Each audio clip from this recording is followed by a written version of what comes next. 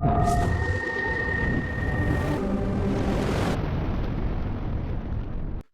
की वीडियो में हम बात करेंगे डॉक्टर रेड्डी लैबोरेटरीज लिमिटेड की। कंपनी का जो बिजनेस है वो फार्मा सेक्टर का है। कंपनी का जो शेयर प्राइस है वो चल रहा है 6,880 रुपये के नियम।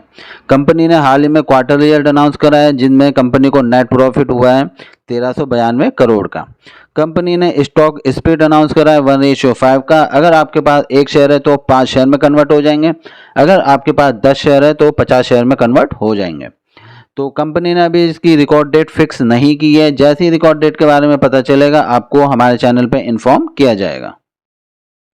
कंपनी ने पिछले 6 महीनों में अपने इन्वेस्टर्स को 19% का प्रॉफिट दिया है और पिछले एक साल में कंपनी ने 24.66% का रिटर्न दिया अपने इन्वेस्टर्स को। और पिछले 5 साल में अगर देखा जाए तो कंपनी ने 157% का प्रॉफिट दिया अपने इन्वेस्टर्स को।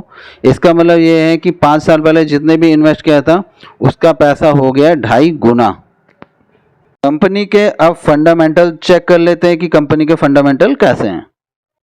तो आइए देखते हैं कंपनी के फंडामेंटल। कंपनी हमारी फार्मा सेक्टर की कंपनी है और फार्मा सेक्टर का फ्यूचर में कितना स्कोप है आप सभी को इस बारे में पता होगा। कंपनी का अगर मार्केट कैप देखते हैं तो 1,14,756 करोड़ का मार्केट कैप है। बहुत बड़ी हमारी ये कंपनी है। कंपनी का अगर करंट प्राइस देखेंगे तो 6,880 के नियर चल रहा है और अगर बुक वैल्यू देखेंगे तो 1700 के नियर है। तो बुक वैल्यू से काफी हाई पे ये ट्रेड कर रहा है। कंपनी का अगर हाई देखेंगे तो 6,966 का हाई है और 5,206 का इसने लो बना रखा है। अगर इंडस्ट्री का पी देखेंगे तो 38.3 है और अगर स्टॉक का पी देखेंगे तो 20.6 है, जो कि इंडस्ट्री के पी से काफी कम है और ये अच्छी बात है। डिविडेंड यील्ड देखेंगे तो 0.58% है। अगर ROCE देखते हैं तो 26.5% है। ROE अगर देखते हैं तो 21.4% है। फेस वैल्यू कंपनी की 5 है। कंपनी जो है एक बार स्टॉक स्प्लिट कर चुकी है। कंपनी का अगर एबिटा हम देखते हैं तो 12.9 है। तो आइए कंपनी के थोड़े हम चार्ट को देख लेते हैं। चार्ट जैसे कि दिखा रहा है कि कितना अच्छा इन्वेस्टर को यहाँ पे प्रॉफिट दिया है। और अगर कंपनी की प्रोस की बात करेंगे तो कंपनी के डेट्स कम है और कंपनी का अगर हम प्रॉफिट ग्रोथ देखते हैं और लास्ट के 5 साल का CAGR देखते हैं तो 24.4% है। कौन्स में ऐसा कुछ नहीं है। अगर पीयर कंपैरिजन में देखते हैं तो कंपनी हमारे आ जाती है चौथे नंबर पे आ जाती है।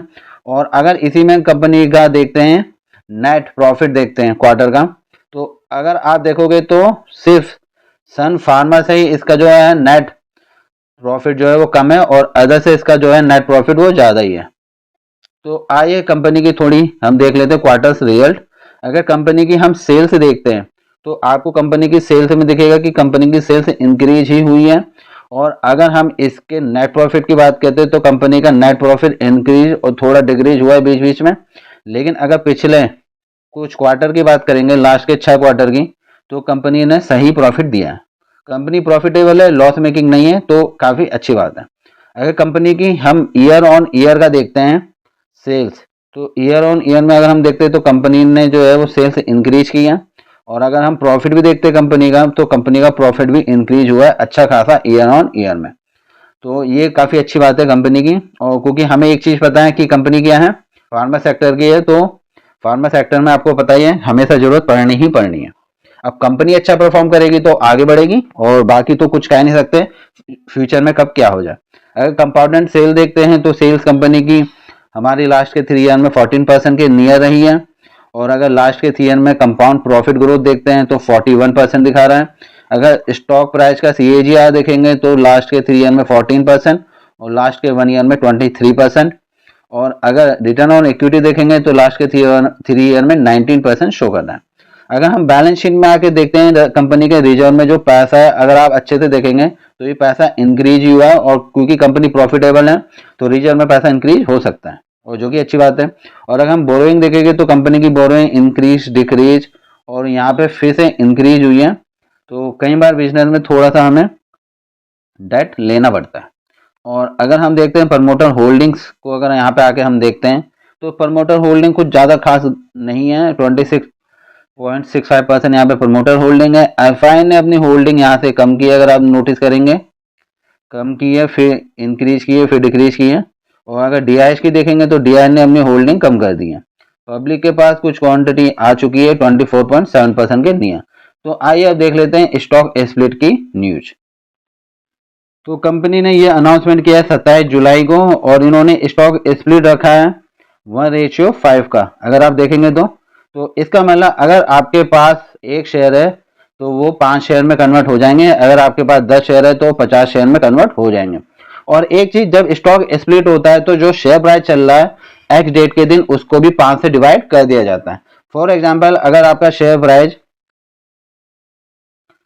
एक्स डेट से पहले कंपनी का अगर शेयर प्राइस 7,000 चल रहा है तो अगर हम एक्स डेट के दिन अगर हम इसे 5 से डिवाइड करेंगे तो एक्स डेट के दिन जो शेयर प्राइस है वो 1400 रुपए के नियर आ जाएगा।